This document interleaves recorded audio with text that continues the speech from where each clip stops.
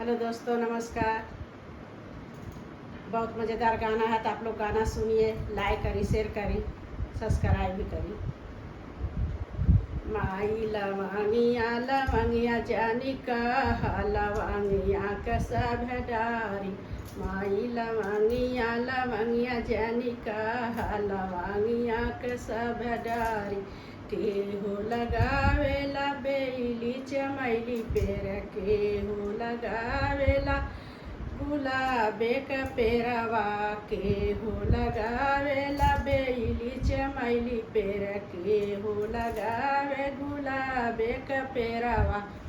विष्णु लगावेले बेली चमैली पेड़, लक्ष्मी माई लगावे गुलाबे पेड़वा। विष्णु लगावेले बेली चमैली पेड़, लक्ष्मी माई लगावे गुलाबे पेड़वा। माई लवंगिया लवंगिया जानी कहा लवंगिया का सब पे।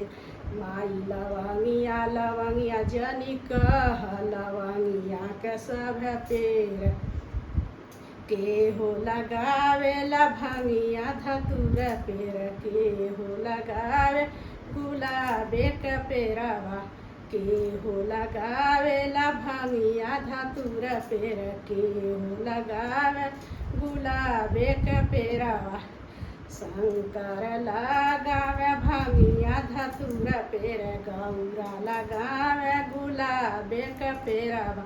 शंकर लगावे भंगिया धतूरा पेड़, गौरा लगावे गुलाबे का पेड़वा। माई लवंगिया लवंगिया जानी कहा लवंगिया का सब पेड़। माई लवंगिया लवंगिया जानी कहा लवंगिया का सब पेड़। माई लवंगिया लवंगिया जानी कहा लवंगिया का सब पेड़।